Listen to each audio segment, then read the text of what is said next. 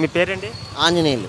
ఎక్కడ సార్, ఏ నియోజకవర్గం? మా ఇక్కడ మూడో డివిజన్. అంటే తూర్పు నియోజకవర్గం. తూర్పు. కూటమి నుంచి రామ్మోహన్ రావు గారు ఉన్నారు, పైన విడిగా అవినాష్ గారు చేస్తా ఉన్నారు వైసీపీ. ఎలా ఉంది? అవినాష్ గారు ఇక్కడ పెద్ద బోర్డింగ్లో నెహ్రూ గారు ఉన్నప్పుడు పెద్ద మీటింగ్ పెట్టారు. పెట్టి కార్యకర్తలన్నీ పోజేసి నేను టీడీపీ జెండా కప్పుకొని నిజాయితీగా నేను చనిపోతాను, టీడీపీలో ఏ పార్టీలోంచి వచ్చానో ఆ పార్టీలోంచి చనిపోతానని చెప్పారు. చెప్పి నెహ్రూ గారు చెప్పి ఇంత చేసి జనాలను మోసం చేసి మళ్ళీ ఈ పార్టీలోకి వచ్చారు. మోసం అంటారా కాదంటారా? అది కార్యకర్తలు ఎటు ఉండాలి? కార్యకర్తలని మోసం చేసినట్ట కాదా? కార్యకర్తలు నాయకుడి వైపే ఉంటారు ఇప్పుడు. అవును, నాయకులు పద్దాక మారుతా ఉంటే కార్యకర్తలు కూడా మారిపోమంటారా? అది దేంట్లోంచి వచ్చారు? ఫస్ట్ కాంగ్రెస్ లోంచి వచ్చారు. ఇప్పుడు ఆయన చెప్పారంటే కాంగ్రెస్ లోంచి వచ్చి కాంగ్రెస్లో ఉన్నప్పుడు ఏం చెప్పారు? నేను ఎవరో లేకపోయినా సరే నేను నీతిగా కాంగ్రెస్లోనే ఉన్నాను, కాంగ్రెస్ని గెలిపించడానికి ప్రయత్నం చేస్తున్నాను, కాంగ్రెస్కే నేను కాంగ్రెస్కి ఇచ్చేస్తాను వచ్చేస్తానని కాంగ్రెస్లో చెప్పారు. అన్నీ కూడా అన్నీ చేసి జనాలను నమ్మించి అన్నీ చేసి ఇప్పుడు మళ్ళీ టీడీపీలోకి వచ్చి టీడీపీలోంచి మళ్ళీ వైఎస్ఆర్లోకి వచ్చారు. ఎన్ని పార్టీలు మారుతారండి? జనాలు ఎదవలా? చెప్పండి మీరు. ఇప్పుడు చూసేవాళ్ళం మేము ఎదవలమా? వాళ్ళు వ్యక్తిగతంగా ఏ పార్టీలోనైనా ఉండొచ్చు, కార్యకర్తలు వెళ్ళకపోవడం అనేది వాళ్ళ ఇష్టం కదా. ఈయన ఇంకా మొట్టమొదటి విషయం ఇంకోటి ఉంది. ఈయన కుర్రోడు, అనుభవం లేదు. ఈయన ఏం చేస్తాడండి ప్రజలకి? అదే గద్దె రామ్మోహన్ గారు ఎప్పటి నుంచో ఉన్న వ్యక్తి, ఎవరు వెళ్ళినా పలకరించే వ్యక్తి, డైరెక్ట్గా వచ్చి మాట్లాడే వ్యక్తి. వీళ్ళగా గేటు దగ్గరికి వెళ్తే గేటు దగ్గరే ముందు పార్టీ ఇవ్వాలి వాళ్ళకి. మొదలు అక్కడి నుంచే ఎవరు వీళ్ళ చేత పని చేయించుకుంటాకి వాళ్ళ దొడ్లోకి వెళ్తారండి. వాళ్ళేమో గద్దె రామ్మోహన్ రావు గారు సీనియర్ గెలుస్తారని అంటున్నారు. ఈయనేమో 4 సంవత్సరాలు పని చేశాడని కొంతమంది. మా నాన్నగారే ఉన్నారు. పెన్షన్ గురించి 5 సంవత్సరాలు తిరిగాము. మా నాన్నగారికి పెన్షన్ ఇది రాలేదు. రాకపోగా 1000 సార్లు తిప్పారు. అవి ఉన్నాయి అని చెప్పారు. అది బాగానే ఉంది. మళ్ళీ మా నాన్నగారికి పెరాలసిస్ వచ్చింది. పెరాలసిస్ గురించి వెళ్ళాము, వైద్యం చేయించుకున్నామండి. సీఎం ఫండ్ ఏమన్నా వస్తుందా అని ప్రయత్నం చేసి చెప్పండి అంటే అసలు సమస్య లేదు, మీరు రామాకన్నా అన్నారు ఇక్కడికి. వాళ్ళ కుర్రోళ్ళు ఒక్కళ్ళు కూడా పట్టించుకోలేదు దొడ్లో. ఎందుకంటే ఇక్కడ మాకు అవినాష్ గారు ఉండి గుణదల్లో అందుబాటులో ఉంటారని మేము అనుకుంటాం కూడా పొరపాటు అండి. ఈసారి వైఎస్ఆర్ పార్టీ ఒక 50 సీట్లు వస్తే గ్రేట్ అండి. అంత నమ్మకంగా చెప్తున్నాను, గ్యారంటీ. అది 150 అంటున్నారు పక్కనైనా. అనుభవం ఉన్న వ్యక్తికి ఓట్లు వేసి గెలిపిస్తే ఏదైనా చేస్తాడు, కానీ అనుభవం లేని వాళ్ళకి చేతి ఓట్లు వేస్తే టైం వేస్ట్ తప్ప ఈ 5 సంవత్సరాలు వేస్ట్ అయింది తప్ప ఏ అభివృద్ధి జరగలేదు. సంక్షేమ పథకాలు వచ్చినాయి అంటున్నారు కదా. సంక్షేమ పథకాలు ఎందుకండి? మన దొబ్బి మనకి ఇవ్వటం అండి. సంక్షేమ పథకాలు అన్నీ పెంచేసి ఆ డబ్బులే తీసుకొచ్చి మనకి ఇస్తామా? చదువుకున్నవాడికి, జ్ఞానం ఉన్నవాడికి తెలుస్తుంది. ఏమి తెలియనివాడికి అమాయకుల్లాగా ఓట్లు వేసేస్తారు. మాకు ఇచ్చారు, అవి ఇచ్చారు, ఇవి ఇచ్చారు అని ఎవరికి తెలుస్తుందండి? అది మన డబ్బులే జేబులో డబ్బు వేసి మన డబ్బులే మన జేబులో పెడుతున్నారు. ఏమంటారంటే తెలుస్తుంది ఇది. జగన్మోహన్ రెడ్డి అంటే ఇన్ని పథకాలు ఇచ్చాను, ఎవరు ఇవ్వలేదు ఇన్ని పథకాలు. ఎవరు తీసుకొచ్చి ఇస్తున్నాడు? ఎవరే తీసుకొచ్చి ఇస్తున్నాడు? ఎవరి డబ్బులు తీసుకొచ్చి ఎవరికి ఇస్తున్నాడు? కరెక్టే మీరు అనేది. అవునండి, ఎవరి డబ్బులు దొబ్బేసి ఎవరికి ఇస్తున్నాడు ఆలోచించుకోవాలి. అది ఆ జేబులో ఇస్తున్నాడా? ఎవరి జేబులో ఎవరెవరు. మరి ఎందుకండి ఆ మాటలు? నేను ఇస్తున్నాను అని 100 సార్లు చెప్పుకుంటాం. ఎవరి డబ్బులు ఎవరు ఇస్తున్నారు? జనాల డబ్బులే జనాలకి ఇస్తున్నారు. మీ పేరు సార్? సురేష్ వేమూరి సార్. ఎక్కడ ఏం చేస్తుంటారు మీరు? నేను కాంట్రాక్టర్ని. ఎక్కడ, ఏ కాన్స్టిట్యున్సీ సార్? నాది పడమట కాన్స్టిట్యున్సీ. తూర్పు. ఎలా ఉంది సార్ తూర్పు నియోజకవర్గంలో? కూటమి తరపున గద్దె రామ్మోహన్ రావు గారు ప్లస్ రూలింగ్ పార్టీ తరపున దేవినేని అవినాష్ గారు. ఎలా ఉండబోతుంది సార్? ఎవరికి అవకాశాలు ఎక్కువగా ఉన్నాయి? నాకు తెలిసి రామ్మోహన్ గారికే మోర్ అవకాశాలు ఉన్నాయి. ఎందుకంటే ఎవరికి హాని చేయరు, ఎవరికి ఏ ఇబ్బంది పెట్టరు. ఈయనకి చాలా అవకాశాలు ఇచ్చారు ఈ కుర్రాడికి. అది సరిగ్గా ఉపయోగించుకోలేకపోవడం వల్ల ఈయనకి ఎందుకు వేస్ట్? రాజకీయ భవిష్యత్తు ఇంతటితో అంతం. ఎందుకనంటే మనిషి సర్వీస్ చేస్తే కాదండి. మనం ఫోర్ ఫాదర్ నుంచి నేనేంటి అనేది నా పిల్లలు తెలుసుకోలేనప్పుడు నాకు ఏమి విలువ ఉంటుంది? నాకు విలువ ఉంది.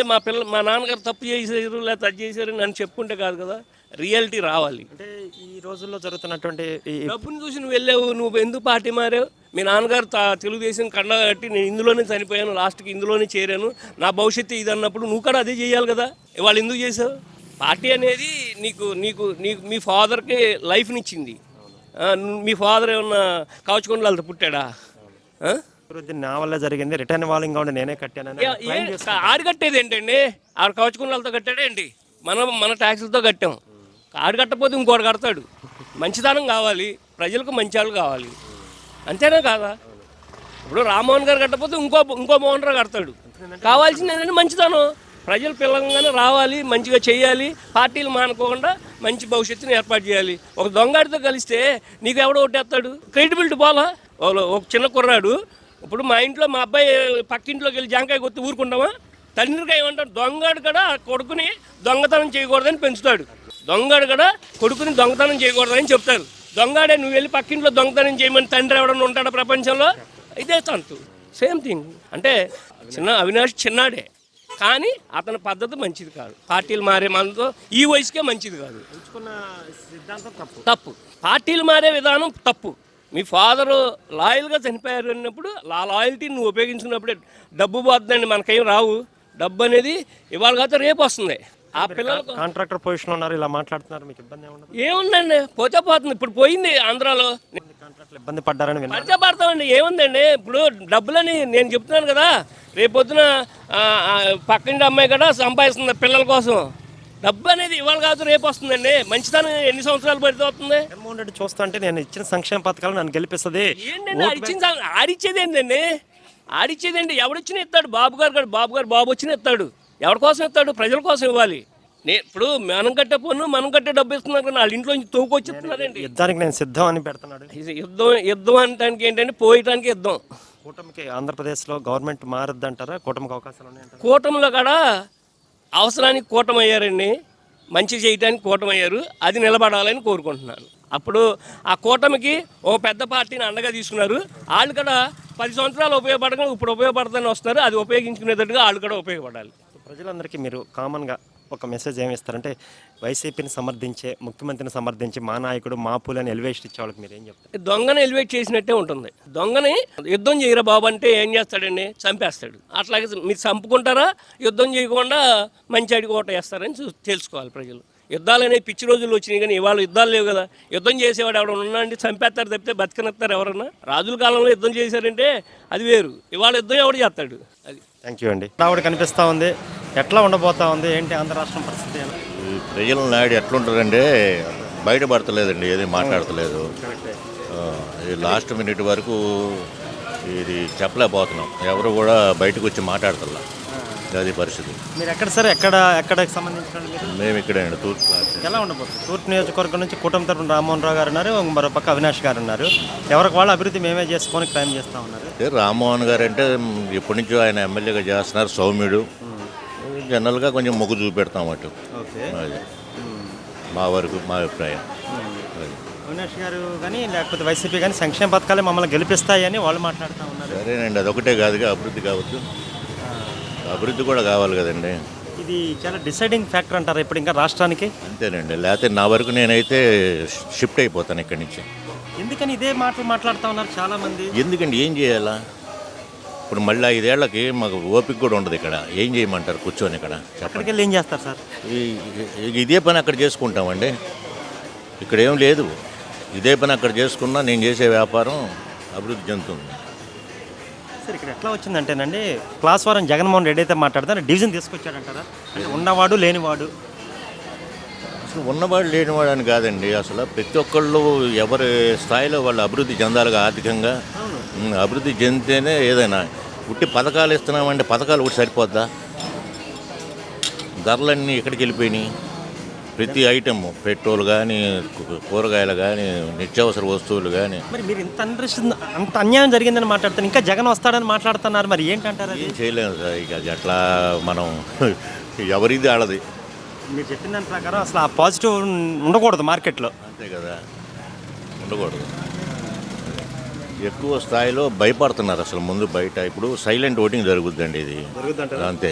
సైలెంట్ ఓటింగ్ ఎప్పుడు జరుగుతుంది? ఓటింగ్ శాతం పెరిగితే, ఓటింగ్ శాతం పెరిగినా పెరగకపోయినా అసలు ముందు ఇదివరకు ఏంటంటే పబ్లిక్ మాట్లాడేవాళ్ళు లేదని అడిగితే. ఇప్పుడు మీరు నన్ను మాట్లాడిస్తుంటే నేను పక్కకి వెళ్ళిపోవాలి, సరే ఏదో లేని మాట్లాడుతున్నాను. అట్లాగా ఎంతమంది మాట్లాడతారు మీరు చూడండి, వెళ్ళి మైక్ పెట్టి. అభిప్రాయం చెప్పటల్లా. భయం అనేది ఒకటి క్రియేట్ అయిపోయింది అసలు ప్రజాస్వామ్యంలో. ఇది చాలా ప్రమాదం. అది ఇది చాలా ప్రమాదం. ప్రజాస్వామ్యంలో అసలు వాక్ స్వాతంత్రాన్ని అనేది లేకుండా భయపడుతున్నారంటే దానివల్ల ఏంటి ఉపయోగం? స్వేచ్ఛ ఉండాలి మనిషికి, అది లేకుండా అయిపోలా. ప్రజలు సైలెంట్ ఓటింగ్ పడద్దంటారు. అంతేనండి, సైలెంట్ ఓటింగ్ ఇది. ఎవరు బయటపడతలేదు. కారణం ఏంటంటే రకరకాల కారణాలు. ఎందుకు మనకి మన పని ఏదో మనం చేసుకుందాంలే, ఆ టైంకి ఓటేసుకుందాం అన్నట్టు ఉన్నారు. మార్పు అయితే అవసరం ఆంధ్రప్రదేశ్. అది చెప్తున్నానండి, మార్పు లేకపోతే నా వరకు నేను ఇక్కడి నుంచి షిఫ్ట్ అవడానికి రెడీగా ఉన్నానండి హైదరాబాద్కి. దాంట్లో మొహమాటం ఏం లేదు, నిర్మోహమాటంగా చెప్తున్నాను. నాలాంటి వాళ్ళు కొన్ని వేల కుటుంబాలు రెడీగా ఉన్నాయి. అది హై క్లాస్లోనే కదా, లోయర్ కమ్యూనిటీస్లో ఎవరైనానండి. ఇప్పుడు పని చేసుకునే వాళ్ళు, చేతి వృత్తుల వాళ్ళు హైదరాబాద్లో రోజుకు 2,000, 2,500 సంపాదించుకున్నారు. టెక్నికల్ చేతిలో పని ఉన్నాళ్ళు. నాకు తెలుసు ఆ విషయం. అన్ని గేటెడ్ ఆ, కమ్యూనిటీస్ అంతే ఇన్ఫ్రా పెరిగితే అన్నీ పెరుగుతాయి. అంతే కదా. ఇక్కడ ఏముందండి, ఏమన్నా ఉందా కొత్త ప్రాజెక్ట్? ఏది ఒక్కటన్నా ఏం లేదు. అక్కడికి వెళ్ళండి, శుభ్రంగా డెవలప్ అవుతుంది. అవుటర్ రింగ్ రోడ్ అంతా చుట్టుపక్కల అంతా రోజు రోజుకి వెళ్ళిపోతుంది అభివృద్ధిలోకి. ఇక్కడేమో ఉన్నాయి పోతున్నాయి. Thank you sir.